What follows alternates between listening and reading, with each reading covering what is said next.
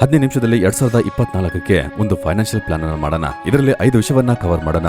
Risk return, ಯಾವ್ದೆಲ್ಲ asset ಅಲ್ಲಿ ನೀವು invest ಮಾಡಬಹುದು, ಬಜೆಟ್ ನ ಹೇಗೆ ಹಾಕೋದು, ನಿಮ್ಮನ್ನ ನೀವು ಹೇಗೆ ಪ್ರೊಟೆಕ್ಟ್ ಮಾಡ್ಕೊಳ್ಳೋದು, ಅಂಡ್ ಫೈನಲಿ ದುಡ್ಡನ್ನ ಹೇಗೆ ಗ್ರೋ ಮಾಡೋದು. Number 1, risk and return. Personal finance ನ ತುಂಬಾ ಬೇಸಿಕ್ ಆದ ರೂಲ್ ಇದು. ಆದ್ರೆ ಇದನ್ನ ಸುಮಾರು ಜನ ಮಿಸ್ ಮಾಡ್ಕೋತಾರೆ. ರಿಸ್ಕ್ ಮತ್ತೆ ರಿಟರ್ನ್ ಒಟ್ಟಿಗೆ ಕೆಲಸ ಮಾಡುತ್ತೆ. ಅಂದ್ರೆ ನಿಮ್ಮ ರಿಸ್ಕ್ ಅನ್ನೋದು ಲೋ ಆಗಿದ್ರೆ ನಿಮ್ಮ ರಿಟರ್ನ್ ಕೂಡ ಆವರೇಜ್ ಲೋ ಆಗೇ ಇರುತ್ತೆ. ಬಟ್ ಇದಕ್ಕೆ ಅಪೋಸಿಟ್ ಟ್ರೂ ಆಗಿ ಇರಬೇಕಂತ ಅವಶ್ಯಕತೆ ಇಲ್ಲ. ಅಂದ್ರೆ ನೀವು ಹೈ ರಿಸ್ಕ್ ತಗೊಂಡ್ರೆ ಅದಕ್ಕೆ ಅರ್ಥ ನೀವು ಅದರಿಂದ ಜಾಸ್ತಿ ದುಡ್ಡನ್ನ ಸಂಪಾದನೆ ಮಾಡಕ್ಕಾಗತ್ತೆ ಅಂತ ಅಲ್ವೇ ಅಲ್ಲ. ಹೈ ರಿಸ್ಕ್ ನ ಅರ್ಥ ನಿಮ್ಗೆ ರಿಟರ್ನ್ ಸಿಗಬಹುದು, ಇಲ್ಲ ಅಂದ್ರೆ ಆ ರಿಟರ್ನ್ ಅನ್ನೋದು ಕಂಪ್ಲೀಟ್ ಆಗಿ ಎವಾಪರೇಟ್ ಆಗ್ಬೋದು. ಈ ರಿಸ್ಕ್ ಮತ್ತೆ ರಿಟರ್ನ್ ನ ಅರ್ಥ ಮಾಡ್ಕೊಂಡು ನಾವು ಮುಂದಕ್ಕೆ ಹೋಗೋಣ. ಇದರಿಂದ ನಮ್ಮ ರಿಸ್ಕ್ ಮತ್ತೆ ರಿಟರ್ನ್ ಬ್ಯಾಲೆನ್ಸ್ ಆಗಿರುತ್ತೆ. 3 ಕೆಟಗರಿಯನ್ನ ಡಿಸ್ಕಸ್ ಮಾಡೋಣ. ಲೋ ರಿಸ್ಕ್, ಹೈ ರಿಸ್ಕ್ ಮತ್ತೆ ಮೀಡಿಯಂ ರಿಸ್ಕ್. ಲೋ ರಿಸ್ಕ್ ಅಲ್ಲಿ ಫಿಕ್ಸ್ಡ್ ಡೆಪಾಸಿಟ್, EPF ಬರುತ್ತೆ, ಎಂಪ್ಲಾಯಿ ಪ್ರಾವಿಡೆಂಟ್ ಫಂಡ್ ಬರುತ್ತೆ, PPF ಬರುತ್ತೆ, NPF ಬರುತ್ತೆ, ನ್ಯಾಷನಲ್ ಪೆನ್ಷನ್ ಸ್ಕೀಮ್. ಗೋಲ್ಡ್ ಅನ್ನ ನಾವು ಲೋ ರಿಸ್ಕ್ ಅಲ್ಲಿ ಹಾಕ್ಬಿಡೋಣ, ಯಾಕಂದ್ರೆ ಇದರಲ್ಲಿ ಜಾಸ್ತಿ ಏರುಪೇರು ಆಗೋದೇ ಇಲ್ಲ. ಫಿಕ್ಸ್ಡ್ ಡೆಪಾಸಿಟ್ ಅನ್ನ ನಮ್ಮ ದುಡ್ಡನ್ನ ಸೇವ್ ಮಾಡೋದಕ್ಕೆ ನಾವು ಯೂಸ್ ಮಾಡ್ಕೊಳ್ಳೋಣ. ಅದರಲ್ಲಿ ದುಡ್ಡು ಬೆಳೆಯೋಲ್ಲ, 5ರಿಂದ 6% ಮಾತ್ರ ಅದರಲ್ಲಿ ರಿಟರ್ನ್ ಸಿಗುತ್ತೆ. ಇದು ಟ್ಯಾಕ್ಸ್ ಎಲ್ಲ ಕಟ್ ಆದ ನಂತರ ಇನ್ಫ್ಲೇಷನ್ ಕೂಡ ಇದು ಬೀಟ್ ಮಾಡಲ್ಲ. ಆದ್ರೆ ಇನ್ಫ್ಲೇಷನ್ ನಾವು ಬೀಟ್ ಮಾಡ್ಲೇಬೇಕಲ್ವಾ, ಅವಾಗ ತಾನೆ ನಿನ್ನ ದುಡ್ಡು ಬೆಳೆಯುತ್ತೆ. ಬರೀ ನಂಬರ್ ಅಲ್ಲಿ ಮಾತ್ರ ಅಲ್ಲ, ಅದರ ವ್ಯಾಲ್ಯೂ ಕೂಡ ಜಾಸ್ತಿ ಆಗುತ್ತೆ. ಆ ರೀತಿ ನೀವು ಕಾರ್ಪೊರೇಟ್ ಎಂಪ್ಲಾಯ್ ಆಗಿದ್ರೆ EPF ಗೋಸ್ಕರ 100% ಎನ್ವಾಲ್ ಆಗಿ. ಈಗ 2023 ಫಿಸಿಕಲ್ ಇಯರ್ ಅಲ್ಲಿ 8.15 ಅಷ್ಟು ಫಿಕ್ಸ್ಡ್ ರಿಟರ್ನ್ ಕೊಡ್ತಾ ಇದ್ದಾರೆ. ಏನಕ್ಕೆ ನಾವು ಇದನ್ನ ಬಿಡಬೇಕು? PPF ಕೂಡ 7.1% ಸಿಗುತ್ತೆ. ಆದ್ರೆ ಪ್ರಾಬ್ಲಮ್ ಇದರಲ್ಲಿ 1.5 ಲಕ್ಷ ಮ್ಯಾಕ್ಸಿಮಮ್ ಲಿಮಿಟ್ ಇದೆ, 15 ವರ್ಷ ಲಾಕ್ ಇನ್ ಪೀರಿಯಡ್ ಇದೆ. ಸೊ ಇದನ್ನ ಯೋಚನೆ ಮಾಡ್ಕೊಂಡು ನೀವು ತಗೋಬೇಕು ಅಂತ ಅನ್ಕೊಂಡ್ರೆ ತಗೊಳ್ಳಿ. NPF ತುಂಬಾ ಒಳ್ಳೇದು, ಆದ್ರೆ ಇದು ರಿಟೈರ್ಮೆಂಟ್ ಗೋಸ್ಕರ. 60 ವರ್ಷ ಆದ್ಮೇಲೆ ಅದ್ರ ಬೆನಿಫಿಟ್ ನಿಮ್ಗೆ ಸಿಗುತ್ತೆ. 60% ಏನಿದೆಯೋ ಅದು ನಿಮ್ಗೆ ಲಂಸಮ್ ಆಗಿ ಸಿಕ್ಬಿಡುತ್ತೆ. ಉಳಿದಿರೋ 40% ನಿಮ್ಗೆ ಮಂತ್ಲಿ ಪೇಮೆಂಟ್ ಆಗಿ ಸಿಗ್ತಾ ಇರುತ್ತೆ, ಲೈಕ್ ಪೆನ್ಷನ್ ಹಾಗೆ. ಗೋಲ್ಡ್ ತಗೋಬೇಕಂದ್ರೆ ಜ್ಯುವೆಲರಿಯಲ್ಲಿ ತಗೊಳ್ಳೇಬಾರ್ದು. ಜ್ಯುವೆಲರಿ ಬರೀ ಡಿಸ್ಪ್ಲೇಗೆ ಮಾತ್ರ. ಇನ್ವೆಸ್ಟ್ಮೆಂಟ್ ಗೋಸ್ಕರ ನೀವು ಡಿಜಿಟಲ್ ಗೋಲ್ಡ್ ತಗೋಬಹುದು. ಅದರಲ್ಲೂ ಕೂಡ ನೀವು SGB ಅಂದ್ರೆ ಸವರನ್ ಗೋಲ್ಡ್ ಬಾಂಡ್ ಅನ್ನ ತಗೊಳ್ಳಿ, ಯಾಕಂದ್ರೆ ಇದು ಒಂದು ರೀತಿಯ ಗೋಲ್ಡ್ ಅನ್ನ ತಗೊಂಡ ಹಾಗೇನೆ. ಅದು ಕೂಡ ಗವರ್ಮೆಂಟ್ ಇಂದ. ಗವರ್ಮೆಂಟ್ ನಿಮ್ಗೆ ಗೋಲ್ಡ್ ಅನ್ನ ಕೊಡುತ್ತೆ, ನೀವು ಅದಕ್ಕೆ ದುಡ್ಡನ್ನ ಕೊಡ್ತೀರಾ. ಹಾಗೆ ಗೋಲ್ಡ್ ನ ಪ್ರೈಸ್ ಯಾವಾಗ ಜಾಸ್ತಿ ಆಗುತ್ತೋ ಅದರಷ್ಟೇ ನಿಮ್ಗೆ ರಿಟರ್ನ್ ಕೂಡ ಸಿಗ್ತಾ ಇರುತ್ತೆ. ಪ್ಲಸ್ ನಿಮ್ಗೆ 2.5% ಜಾಸ್ತಿ ಸಿಗ್ಬೇಕು ಅಂತ ಅನ್ಕೊಂಡ್ರೆ SGP ಅನ್ನ ನೀವು 8 ವರ್ಷಕ್ಕೆ ಹೋಲ್ಡ್ ಮಾಡಿ ಇಡಬೇಕು. ಆವಾಗ್ಲೇ ನಿಮ್ಗೆ ಟ್ಯಾಕ್ಸ್ ಫ್ರೀ ಆಗಿ ಸಿಗುತ್ತೆ. ಈ ಅಸೆಟ್ ಎಲ್ಲವೂ ಕೂಡ ನಿಮ್ಗೆ ಆವರೇಜ್ ಆಗಿ 10ರಿಂದ 15% ಗಿಂತ ಕಮ್ಮಿನೇ ಸಿಗುತ್ತೆ. ಅದು ಲೋ ರಿಟರ್ನ್ ಆಗಿದೆ. ಅದು ಮಾತ್ರ ಅಲ್ಲದೆ ಅದರಲ್ಲಿ ಜಾಸ್ತಿ ರಿಸ್ಕ್ ಅನ್ನ ಕೂಡ ನೀವು ತಗೊಂಡೇ ಇಲ್ಲ. ಇದು ಮೀಡಿಯಂ ರಿಸ್ಕ್. ಮೀಡಿಯಂ ರಿಸ್ಕ್ ಅಲ್ಲಿ ಮೊದಲು ಬಂದು ರಿಯಲ್ ಎಸ್ಟೇಟ್. ಇದರಲ್ಲಿ ರೆಂಟ್ ಇಂದ ನಿಮ್ಗೆ ದುಡ್ಡು ಬರುತ್ತೆ, ಮತ್ತೆ ಪ್ರಾಪರ್ಟಿ ವ್ಯಾಲ್ಯೂ ಜಾಸ್ತಿ ಆದ್ರೆ ಅದರಿಂದ ಕೂಡ ನಿಮ್ಗೆ ದುಡ್ಡು ಬರುತ್ತೆ. ಆದ್ರೆ ರಿಯಲ್ ಎಸ್ಟೇಟ್ ಗೆ ನಿಮ್ಗೆ ಜಾಸ್ತಿ ದುಡ್ಡು ಬೇಕಾಗುತ್ತೆ. 50 ಲಕ್ಷ ಅಲ್ಲ, ಏನು ಇಲ್ಲ, 1 ಕೋಟಿ 2 ಕೋಟಿ ಅಷ್ಟು ನಿಮ್ಗೆ ಅಮೌಂಟ್ ಬೇಕಾಗತ್ತೆ. ವೆಲ್ ಇದು ಯಾರ ಹತ್ರನೂ ಇರಲ್ಲ. ಬೆಟರ್ ವೇ ನೀವು ರಿಯಲ್ ಎಸ್ಟೇಟ್ ಅಲ್ಲಿ ಇನ್ವೆಸ್ಟ್ ಮಾಡ್ಬೇಕು ಅಂತ ಅನ್ಕೊಂಡ್ರೆ, ಜಾಸ್ತಿ ದುಡ್ಡಿಲ್ಲ ಅಂದ್ರೆ ಅವಾಗ ನೀವು ಯೂಸ್ ಮಾಡಬಹುದು REIT, real estate investment trust. ಅಂದ್ರೆ ಇದು ರಿಯಲ್ ಎಸ್ಟೇಟ್ ಕಂಪನಿಗಳು. ನೀವು ಸ್ಟಾಕ್ ಹಾಗೆ ಅನ್ಕೊಳ್ಳಿ. ಇದನ್ನೇ REITS ಅಂತ ಹೇಳ್ತಾರೆ. ಇದರಲ್ಲಿ ರೆಂಟಲ್ ಇನ್ಕಮ್ ಜಾಸ್ತಿ ಆಗ್ತಾ ಅದ್ರ ಜೊತೆಗೆ ಸ್ಟಾಕ್ ಪ್ರೈಸ್ ಅಂದ್ರೆ REIT ನ ಪ್ರೈಸ್ ಕೂಡ ಜಾಸ್ತಿ ಆಗ್ತಾ ಹೋಗುತ್ತೆ. ಸೊ ಈ ರೀತಿನೇ ರಿಯಲ್ ಎಸ್ಟೇಟ್ ಅಲ್ಲಿ ರೆಂಟಲ್ ಇನ್ಕಮ್ ಜನರೇಟ್ ಆಗುತ್ತೆ. ಒಳ್ಳೆ ಆಪ್ಷನ್ ಇದು. 500ರಿಂದ ನೀವು ಸ್ಟಾರ್ಟ್ ಮಾಡಬಹುದು. ಇದರ ರಿಟರ್ನ್ ಆನ್ ಅವರೇಜ್ 8 to 10%. ಆದ್ರೆ ಇದರಲ್ಲಿ ರಿಸ್ಕ್ ಜಾಸ್ತಿ ಆಗಿರುತ್ತೆ, ಯಾಕಂದ್ರೆ ರಿಯಲ್ ಎಸ್ಟೇಟ್ ಅಲ್ಲಿ ಮಾರೋದು ಅನ್ನೋದು ಸುಲಭ ಅಲ್ಲ. ಅದನ್ನ ಮೇಂಟೈನ್ ಮಾಡೋದಕ್ಕೆ ಸುಮಾರು ದುಡ್ಡು ಖರ್ಚಾಗುತ್ತೆ. ಅದರ ವ್ಯಾಲ್ಯೂ ಜಾಸ್ತಿ ಆಗತ್ತಾ ಇಲ್ವಾ ಅದು ನಮ್ಗೆ ಗೊತ್ತಿಲ್ಲ.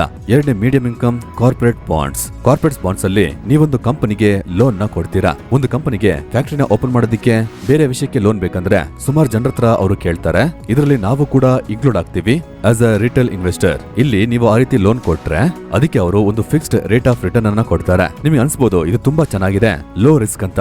ಅನ್ಕೊಂಡಿದ್ದು ತಪ್ಪು. ಒಂದ್ ವೇಳೆ ಕಂಪನಿ ಅನ್ನೋದು ಶಟ್ ಡೌನ್ ಆದ್ರೆ, ಅವರು ಲೋನ್ ನ ವಾಪಸ್ ಕೊಡಕ್ ಆಗಿಲ್ಲ ಅಂದ್ರೆ, ಆವಾಗ ನಿಮ್ಮ ಎಲ್ಲಾ ದುಡ್ಡು ಹೋಗ್ಬಿಡುತ್ತೆ. ಇದು ಸ್ಟಾಕ್ ಅಲ್ಲಿ 20% 30% ಟರ್ನ್ ಆಗುತ್ತಲ್ಲ, ಆ ರೀತಿ ಅಲ್ಲ. ಕಂಪನಿ ಕ್ಲೋಸ್ ಆಯ್ತು, ಡಿಫಾಲ್ಟ್ ಆಯ್ತು ಅಂದ್ರೆ ನಿಮ್ಮ ದುಡ್ಡು ಪೂರ್ತಿಯಾಗಿ ಹೋಗ್ಬಿಡುತ್ತೆ. ಇದರಿಂದನೇ ಕಾರ್ಪೊರೇಟ್ ಬಾಂಡ್ಸ್ ಮೀಡಿಯಂ ರಿಸ್ಕ್ ಅಲ್ಲಿ ಇರುತ್ತೆ.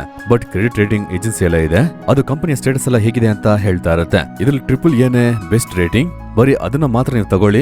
ಇಲ್ಲ ಸ್ವಲ್ಪ ರಿಸ್ಕ್ ಜಾಸ್ತಿ ತಗೋಬೇಕು ಅಂತ ಅನ್ಕೊಂಡ್ರೆ ಅವಾಗ AA ಕಾರ್ಪೊರೇಟ್ ಬಾಂಡ್ಸ್ ಅನ್ನ ತಗೋಬಹುದು.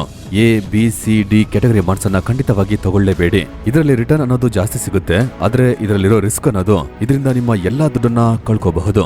ಮತ್ತೆ ಮೂರನೇದು ನಂಗೆ ತುಂಬಾ ಇಷ್ಟ ಆಗಿದ್ದು ಸ್ಟಾಕ್ ಅಥವಾ ಈಕ್ವಿಟಿ ಮಾರ್ಕೆಟ್. ಇದರಲ್ಲಿ ಸುಮಾರು ರೀತಿ ನೀವು ಆಟಾಡಬಹುದು. ಒಂದು ಡೈರೆಕ್ಟ್ ಸ್ಟಾಕ್ ಅನ್ನ ತಗೋಬಹುದು, ಬಟ್ ನಾನು ರೆಕಮೆಂಡ್ ಮಾಡಲ್ಲ, ಯಾಕಂದ್ರೆ ಇದರಲ್ಲಿ ಎಕ್ಸ್ಪರ್ಟ್ ಆಗಿ ನಾವಿರಲ್ಲ. ಕಾಮನ್ ಪೀಪಲ್ ಗೆ ನಾವು ಯಾವ ರೀತಿ ಸ್ಟಾಕ್ ಅನ್ನ ತಗೋಬೇಕು ಅಂತ ಗೊತ್ತೇ ಆಗಲ್ಲ. ಮತ್ತೆ ಟಿಪ್ಸ್ ಅನ್ನ ಕೇಳಿ ಖಂಡಿತವಾಗಿ ತಗೊಳ್ಳೇಬಾರ್ದು. ಮಾಡಬಾರ್ದು, ಯಾಕಂದ್ರೆ ಲಾಂಗ್ ಟರ್ಮ್ ಗೆ ನಾವು ಸ್ಟಾಕ್ ಅನ್ನ ತಗೋತೀವಿ. So that is not my recommendation. ಎರಡನೇದು ಮ್ಯೂಚುವಲ್ ಫಂಡ್ಸ್, ಪೋರ್ಟ್ಫೋಲಿಯೋ ಸ್ಟಾಕ್ಸ್. ಇದರಲ್ಲಿ ಬೇರೆಯವರು ನಿಮ್ಗೋಸ್ಕರ ಕೆಲಸ ಮಾಡ್ತಾರೆ, ರಿಸರ್ಚ್ ಮಾಡ್ತಾರೆ, ಅನಲೈಸ್ ಮಾಡ್ತಾರೆ, ಟೆಕ್ನಿಕಲ್, ಫಂಡಮೆಂಟಲ್ ಇದೆಲ್ಲವನ್ನ ಚೆಕ್ ಮಾಡ್ತಾರೆ. ನೀವು ಅವ್ರ ಹತ್ರ ದುಡ್ಡು ಕೊಡ್ತೀರಾ, ಅವರು ನಿಮ್ಗೋಸ್ಕರ ಎಲ್ಲ ಪೋರ್ಟ್ಫೋಲಿಯೋವನ್ನ ಮ್ಯಾನೇಜ್ ಮಾಡ್ತಾರೆ. I like that. ನನ್ನ ಮಟ್ಟಿಗೆ ಜೀವನದಲ್ಲಿ 3 ಮ್ಯೂಚುವಲ್ ಫಂಡ್ ಇದ್ರೆ ತುಂಬಾ ಒಳ್ಳೆಯದು. ಒಂದು ಲಾರ್ಜ್ ಕ್ಯಾಪ್ ಮ್ಯೂಚುವಲ್ ಫಂಡ್, ಅಂದ್ರೆ ದೊಡ್ಡ ಕಂಪನೀಸ್ ಇದರಲ್ಲಿ ಇನ್ವೆಸ್ಟ್ ಮಾಡೋದು.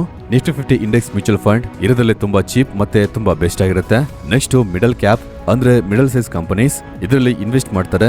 ಇದರಲ್ಲೂ ಮಿಡ್ ಕ್ಯಾಪ್ 100 ಇಂಡೆಕ್ಸ್ ಅಲ್ಲಿ ಒಂದು ಮ್ಯೂಚುವಲ್ ಫಂಡ್ ನ ತಗೋಬಹುದು. ನನ್ನ ಮಟ್ಟಿಗೆ ಕಾಮನ್ ಮ್ಯಾನ್ ಗೆ ಇದು ತುಂಬಾ ಒಳ್ಳೆಯದು. ನೆಕ್ಸ್ಟ್ ಸ್ಮಾಲ್ ಸೈಜ್, ಅಂದ್ರೆ ಸ್ಮಾಲ್ ಕ್ಯಾಪ್ ಕಂಪನೀಸ್ ಅದರಲ್ಲಿ ಇನ್ವೆಸ್ಟ್ ಮಾಡಿ. ಇದರಲ್ಲಿ ತುಂಬಾ ಜಾಸ್ತಿ ರಿಸ್ಕ್ ಇರುತ್ತೆ, ಸೊ ಜಾಸ್ತಿ ದುಡ್ಡನ್ನ ಇನ್ವೆಸ್ಟ್ ಮಾಡಬಾರ್ದು. ಸ್ಮಾಲ್ ಕ್ಯಾಪ್ 250ಯ ಇಂಡೆಕ್ಸ್ ಮ್ಯೂಚುವಲ್ ಫಂಡ್ ನ ತಗೋಬಹುದು. ಒಂದು ಒಳ್ಳೆ ರೇಷಿಯೋ ಇನ್ವೆಸ್ಟಿಂಗ್ ನೋಡಿದ್ರೆ 65% ನಿಫ್ಟಿ 50, 25% ಇನ್ ಮಿಡ್ ಕ್ಯಾಪ್ ಮತ್ತೆ around 10% in small cap. Mutual fund ಅಲ್ಲಿ ಇನ್ವೆಸ್ಟ್ ಮಾಡೋದಕ್ಕೆ ಬೆಸ್ಟ್ ವೇ ಅಂದ್ರೆ ಅದು SIP. ಒಂದು ಡೇಟ್ ಅಲ್ಲಿ ಅದಕ್ಕೆ ಎತ್ತಿಟ್ಟ ದುಡ್ಡೆಲ್ಲ ಹೋಗ್ಬಿಡುತ್ತೆ. ಉಳಿದಿರೋ ದುಡ್ಡು ತಗೊಂಡು ನಾವು ಖರ್ಚಿಗೆ ಇಟ್ಕೋಬೇಕು. ಇದನ್ನ ಡಿಸಿಪ್ಲಿನ್ ಆಗಿ ನೀವು ಮೇಂಟೈನ್ ಮಾಡ್ತಾ ಹೋದ್ರೆ ನಿಮ್ಗೆ ಜಾಸ್ತಿ ಬೆನಿಫಿಟ್ ಸಿಗುತ್ತೆ. ಮೂರನೇದು ಹೈ ರಿಸ್ಕ್. ಹೈ ರಿಸ್ಕ್ ಅಲ್ಲಿ ಮೊದಲನೇ ಬರೋದು ಸ್ಟಾಕ್ ಮಾರ್ಕೆಟ್ ಟ್ರೇಡಿಂಗ್. ಟ್ರೇಡಿಂಗ್ ಅಲ್ಲಿ ಏನ್ ಮಾಡ್ತೀರಾ, ನೀವು ಸ್ಟಾಕ್ ಅನ್ನ ತಗೊಂಡು ಇಟ್ಕೊಳ್ಳೋದಿಲ್ಲ, ಯಾವ ದಿನದಲ್ಲಿ ತಗೊಂತೀರೋ ಅದೇ ದಿನದಲ್ಲಿ ಮಾರ್ಬಿಡ್ತೀರಾ. ಇಂಟ್ರಾಡೇ ಟ್ರೇಡಿಂಗ್ ಅಲ್ಲಿ ಇದರಲ್ಲಿ ಪ್ರೈಸ್ ಮೇಲೆ ಬಿಟ್ ಮಾಡ್ತೀರಾ. ಟ್ರೇಡಿಂಗ್ ಅಲ್ಲಿ ಸುಮಾರು ಮಾರ್ಗ ಇದೆ. Intraday, futures and option, swing trading. ನಾನು ಈಗ ಟ್ರೇಡಿಂಗ್ ಅನ್ನ ಕಲಿತಾ ಇದ್ದೀನಿ. ನಿಮ್ಗೆ ಇಂಟ್ರೆಸ್ಟ್ ಇದ್ರೆ ಕೆಳಗಡೆ ಸ್ಟಾಕ್ ಮಾರ್ಕೆಟ್ ಟ್ರೇಡಿಂಗ್ ಅಂತ ಕಮೆಂಟ್ ಮಾಡಿ, ಇದಕ್ಕೆ ತಕ್ಕಂತ ವಿಡಿಯೋಸ್ ನಾನು ನಿಮ್ಗೆ ರೆಡಿ ಮಾಡಿ ಕೊಡ್ತೀನಿ. ನಿಜ ಹೇಳ್ಬೇಕಂದ್ರೆ ಇದು ತುಂಬಾ ರಿಸ್ಕಿನೇ. ಯಾವಾಗ್ಲೂ ಬೇರೆ ದುಡ್ಡನ್ನ ಇಟ್ಕೊಂಡು ಟ್ರೇಡ್ ಮಾಡಕ್ ಹೋಗ್ಬೇಡಿ. ನಿಮ್ ದುಡ್ಡನ್ನ ಇಟ್ಕೊಂಡು ಟ್ರೇಡ್ ಮಾಡ್ಬೇಕಂತ ಅನ್ಕೊಂಡ್ರು ಕೂಡ ಮೊದಲು ಅದ್ರ ಬಗ್ಗೆ ಅರ್ಥ ಮಾಡ್ಕೊಳ್ಳಿ, ಕಲ್ತ್ಕೊಳ್ಳಿ. 6 ತಿಂಗಳ 1 ವರ್ಷ ತನಕ ಅದನ್ನ ಪ್ರಾಕ್ಟೀಸ್ ಮಾಡಿ, ಅದ ನಂತರ ಇದನ್ನ ಮಾಡಕ್ಕಾಗತ್ತೆ. ಆ ಕೆಪಾಸಿಟಿ ನಿಮ್ಮ ಹತ್ರ ಇದ್ರೆ ಈ ಟ್ರೇಡಿಂಗ್ ಅನ್ನ ನೀವು ಮಾಡಬಹುದು. ಎರಡನೇದು ಕ್ರಿಪ್ಟೋ. ಇದು ಏನಂತ ನಿಮ್ಗೆ ಗೊತ್ತಿದ್ರೆ ಮಾತ್ರ ಇದರಲ್ಲಿ ಇನ್ವೆಸ್ಟ್ ಮಾಡಿ. ಅದ್ರ ಬಗ್ಗೆ ನಿಮ್ಗೆ ಗೊತ್ತಿಲ್ಲ ಅಂದ್ರೆ ಅದ್ರ ಕಡೆಗೆ ಹೋಗ್ಲೇಬೇಡಿ, ಯಾಕಂದ್ರೆ ಇದರಲ್ಲಿ ರಿಸ್ಕ್ ಜಾಸ್ತಿ. ವಾಲಟಿಲಿಟಿ ಅನ್ನೋದು ಇದರಲ್ಲಿ ಜಾಸ್ತಿ ಇದೆ. ಬೇಗ ಮೇಲಕ್ಕೆ ಹೋಗುತ್ತೆ, ಬೇಗ ಕೆಳಗಡೆ ಬರುತ್ತೆ. ಏನ್ ಮಾಡ್ಬೇಕು ಅಂತ ಅರ್ಥ ಆಗಲ್ಲ.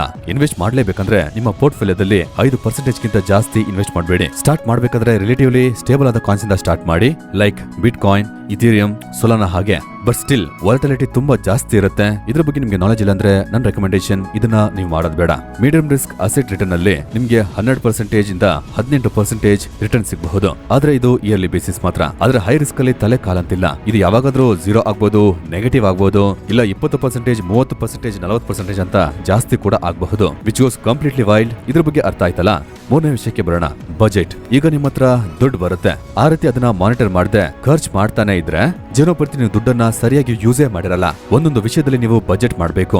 50-30-20 ಅಂತ ಒಂದು ಸಿಂಪಲ್ ರೂಲ್ ಇದೆ. ಆದ್ರೆ ಇದಕ್ಕೆ ಟ್ವಿಸ್ಟ್ ಇದೆ, ಅದನ್ನು ಕೂಡ ನಾನು ಹೇಳ್ತೀನಿ. 50-30-20 ರೂಲ್ಸ್ ಏನ್ ಹೇಳುತ್ತಂದ್ರೆ, ಎಷ್ಟು ದುಡ್ಡು ನಿಮ್ಗೆ ಸಿಗುತ್ತೋ ನಿಮ್ಮ ಸ್ಯಾಲರಿ ಅಥವಾ ಫ್ರೀಲಾನ್ಸ್ ಅಲ್ಲಿ ಬಂದ ದುಡ್ಡು, ಅದರಲ್ಲಿ 50% ದುಡ್ಡನ್ನ ನಿಮ್ಮ ಅವಶ್ಯಕತೆಗೆ ಖರ್ಚು ಮಾಡ್ಕೋಬೇಕು. ಲೈಕ್ ನಿಮ್ಮ ಜೀವನ ಸಾಗಿಸೋದಕ್ಕೆ ಏನೆಲ್ಲ ಬೇಕೋ ಅದನ್ನ ನೀವು ಮಾಡ್ಕೋಬೇಕು. ಇದು ನಿಮ್ಮ ರೆಂಟ್, EMI, ಊಟದ ಖರ್ಚು, ಟ್ರಾವೆಲ್, ಯುಟಿಲಿಟಿ, ನೀರು, ಕರೆಂಟ್ ಬಿಲ್ಲು ಹೀಗೆ.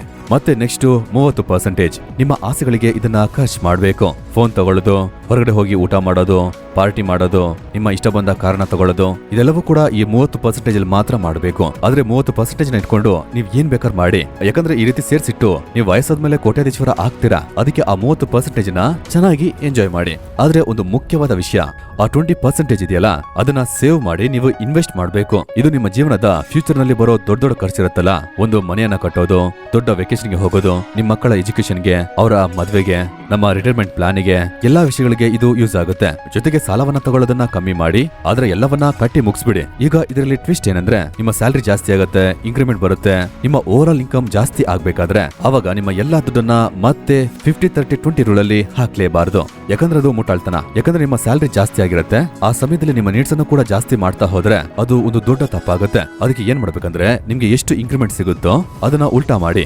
20% ನಿಮ್ಮ ನೀಡ್ಸ್ ಹೋಗ್ಬೇಕು, ಸ್ವಲ್ಪ ಜಾಸ್ತಿ ಮಾಡ್ಕೊಳ್ಳಿ. 30% ನಿಮ್ಮ ವಾಂಟ್ಸ್ ಗೆ ಯೂಸ್ ಮಾಡ್ಕೊಳ್ಳಿ. ಮತ್ತೆ 50% ನಿಮ್ಮ ಸೇವಿಂಗ್ಸ್ ಮತ್ತೆ ಇನ್ವೆಸ್ಟ್ಮೆಂಟ್ ಗೆ ಯೂಸ್ ಮಾಡ್ಕೊಳ್ಳಿ. So over all long period ಗೆ ನಿಮ್ಮ ಇನ್ಕಮ್ ನ ಇದು ಆಲ್ಮೋಸ್ಟ್ ಈಕ್ವಲ್ ಆಗಿ ಸ್ಪ್ಲಿಟ್ ಆಗ್ಬಿಡುತ್ತೆ. And that will be the best thing. ಯಾಕಂದ್ರೆ ನಿಮ್ಮ ಜೀವನವನ್ನ ಬಾಳ್ತೀರಾ, ಸಂತೋಷವಾಗಿ ಕೂಡ ಇರ್ತೀರಾ, ಮತ್ತೆ ಫ್ಯೂಚರ್ ಅಲ್ಲೂ ಕೂಡ ಒಳ್ಳೆ ಪ್ಲಾನಿಂಗ್ ಅನ್ನ ನೀವು ಮಾಡ್ಕೋತೀರಾ. ಮತ್ತೆ ನಂಬರ್ 4, ಪ್ರೊಟೆಕ್ಷನ್. ದುಡ್ಡನ್ನ ಗ್ರೋ ಮಾಡೋಕ್ಕಿಂತ ಮುಂಚೆ ನಿಮ್ಮನ್ನ ನೀವು ಪ್ರೊಟೆಕ್ಟ್ ಮಾಡ್ಕೋಬೇಕು. ಯಾಕಂದ್ರೆ ಫ್ಯೂಚರ್ ಅಲ್ಲಿ ನಿಮ್ಗೆ ಏನ್ ಕೂಡ ಆಗಬಹುದು, ಅವಾಗ ಇರೋ ಎಲ್ಲಾ ದುಡ್ಡು ಕೂಡ ಉರ್ದು ಬೂದಿ ಆಗುತ್ತೆ. ಸೊ ಅದಕ್ಕೆ ಹೆಲ್ತ್ ಇನ್ಶೂರೆನ್ಸ್, ಲೈಫ್ ಇನ್ಶೂರೆನ್ಸ್ ಮತ್ತೆ ಎಮರ್ಜೆನ್ಸಿ ಫಂಡ್ ಅಂತ ಇರೋದು. ನಿಮ್ಮ ಅಪ್ಪ ಅಮ್ಮಂಗೆ ಸಪರೇಟ್ ಆಗಿ, ನಿಮ್ಗೆ ಸಪರೇಟ್ ಆಗಿ. ಯಾಕಂದ್ರೆ ಅಪ್ಪ ಅಮ್ಮ ಇನ್ಶೂರೆನ್ಸ್ ತುಂಬಾ ಕಾಸ್ಟ್ಲಿ ಆಗಿರುತ್ತೆ. ಅದ್ರ ಜೊತೆಗೆ ನಿಮ್ ಸೇರಿಸ್ಬಿಟ್ರೆ ನಿಮ್ಮ ಪ್ರೀಮಿಯಂ ಮತ್ತೆ ಎಕ್ಸ್ಪೆನ್ಸ್ ಕೂಡ ಜಾಸ್ತಿ ಆಗುತ್ತೆ.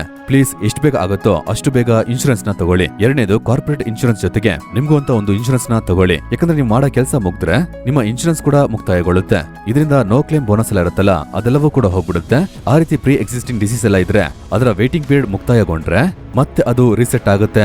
ಸೊ ಈ ತಪ್ಪನ್ನ ಮಾಡಕ್ ಹೋಗ್ಬೇಡಿ. ನಿಮ್ಮ ಇನ್ಶೂರೆನ್ಸ್ ನ ಖಂಡಿತ ಮಾಡ್ಕೊಳ್ಳಿ. ಈಗ ಏನ್ ಇನ್ಶೂರೆನ್ಸ್ ತಗೋಬೇಕು, ಎಷ್ಟಕ್ಕೆ ತಗೋಬೇಕು, ಎಷ್ಟು ಟೈಮಿಗೆ ತಗೋಬೇಕು, ಹೇಗ್ ತಗೋಬೇಕು, ಇದೆಲ್ಲವನ್ನ ತಿಳ್ಕೋಬೇಕು ಅಂತ ಅನ್ಕೊಂಡ್ರೆ ಮರಿದೆ ಕೆಳಗಡೆ ಕಾಮೆಂಟ್ ಮಾಡಿ. ಅದ್ರ ಬಗ್ಗೆ ನಾನು ನಿಮ್ಗೆ ವಿಡಿಯೋ ರೆಡಿ ಮಾಡಿ ಕೊಡ್ತೀನಿ. Next life insurance. ನಿಮ್ಗೆ ಏನಾದ್ರು ಆಗ್ಬಿಟ್ರೆ ನಿಮ್ಮ ಕುಟುಂಬದ ಕತೆ, ಸೊ ಅದಕ್ಕೆ ಲೈಫ್ ಇನ್ಶೂರೆನ್ಸ್ ತಗೊಂತೀರಾ. ಅದಕ್ಕೋಸ್ಕರ ಒಂದು ಪ್ರೀಮಿಯಂ ಅನ್ನ ಕೊಡ್ತೀರಾ. ಈ ಪ್ರೀಮಿಯಂ ನಿಮ್ಗೆ ಇನ್ಶೂರ್ ಮಾಡೋದೇನಂದ್ರೆ ಒಂದ್ ವೇಳೆ ನಿಮ್ಗೆ ಏನಾದ್ರು ಆಗ್ಬಿಟ್ರೆ ಆವಾಗ ನಿಮ್ಮ ಕುಟುಂಬಕ್ಕೆ ಒಂದು ಅಮೌಂಟ್ ಸಿಗುತ್ತೆ. ಅದು ಅವ್ರ ಜೀವನವನ್ನ ಸೇವ್ ಮಾಡುತ್ತೆ. ಎಷ್ಟು ಬೇಗ ನಿಮ್ಮ ಲೈಫ್ ಅಲ್ಲಿ ಇನ್ಶೂರೆನ್ಸ್ ನ ತಗೋತಿರೋ ಅಷ್ಟರ ಮಟ್ಟಿಗೆ ಆ ಪ್ರೀಮಿಯಂ ಕೂಡ ಕಮ್ಮಿ ಆಗಿರುತ್ತೆ. ನಿಮ್ಗೆ ಬೆನಿಫಿಟ್ ಕೂಡ ಜಾಸ್ತಿ ಸಿಗುತ್ತೆ. 25 to 30 ಲೈಫ್ ಇನ್ಶೂರೆನ್ಸ್ ನ ಖರೀದಿ ಮಾಡೋದಕ್ಕೆ ಒಂದು ಒಳ್ಳೆ ಟೈಮ್. ಟರ್ಮ್ ಲೈಫ್ ಇನ್ಶೂರೆನ್ಸ್ ನೋಡಿದ್ರೆ ಇದರಲ್ಲಿ ಒಂದು ಪ್ರೀಮಿಯಂ ಅನ್ನ ನೀವು ಕೊಡ್ತೀರಾ.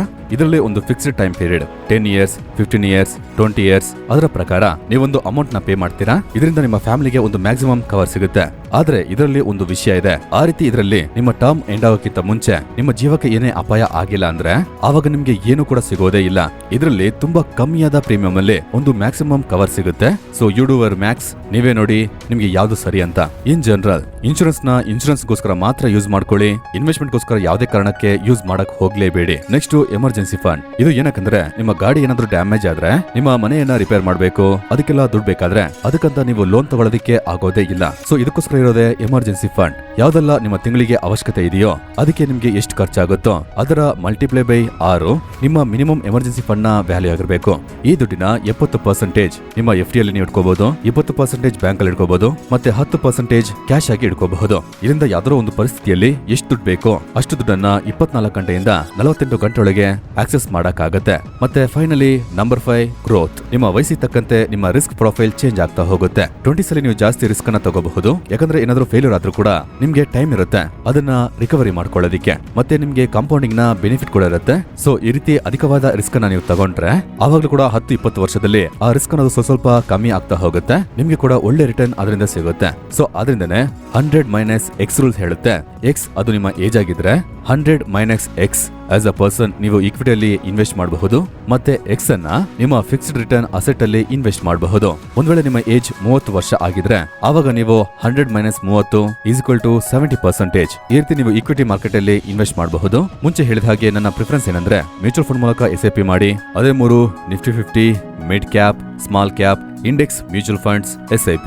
ಮತ್ತೆ ಉಳಿದಿರೋ 30% ಅನ್ನ ನೀವು FD ಅಲ್ಲಿ ಹಾಕ್ಬಿಡಿ. EPF ಮಾಡೋಣ, PPF ಮಾಡೋಣ, NPS ಮಾಡೋಣ, ಸ್ವಲ್ಪ ಗೋಲ್ಡ್ ನ ತಗೊಳ್ಳೋಣ. ಮತ್ತೆ ಇದು ನಿಮ್ಗೆ ಒಳ್ಳೆಯ ರಿಸ್ಕ್ ಬ್ಯಾಲೆನ್ಸ್ ರಿಟರ್ನ್ ಅನ್ನ ಕೊಡುತ್ತೆ. ಇದನ್ನ ನೀವು ಸುಮಾರು ದಿನಕ್ಕೆ ಹೋಲ್ಡ್ ಮಾಡಬೇಕು. ಅಟ್ಲೀಸ್ಟ್ 10 ರಿಂದ 20 ವರ್ಷ ಆದ್ರೂ ಮಾಡ್ಲೇಬೇಕಾಗತ್ತೆ. ಆ ರೀತಿ ಮಾಡಿದ್ರೆ ನೀವು ಅನ್ಕೊಂಡ ಆ ಕೋಟಿ ಅಮೌಂಟ್ ನಿಮ್ಗೆ ಸಿಗುತ್ತೆ. ಇದರಲ್ಲಿ ನಿಮ್ಮ ರಿಸ್ಕ್ ಮತ್ತೆ ರಿಟರ್ನ್ ಅನ್ನೋದು ಎಷ್ಟು ಮಟ್ಟಿಗೆ ಮಿಕ್ಸ್ ಆಗಿರುತ್ತೋ ಅಷ್ಟು ಮಟ್ಟಿಗೆ ನಿಮ್ಮ ದುಡ್ಡು ಅನ್ನೋದು ಡಬಲ್ ಆಗ್ತಾ ಹೋಗುತ್ತೆ. ರೂಲ್ ಆಫ್ 72 ಇದನ್ನೇ ಹೇಳುತ್ತೆ.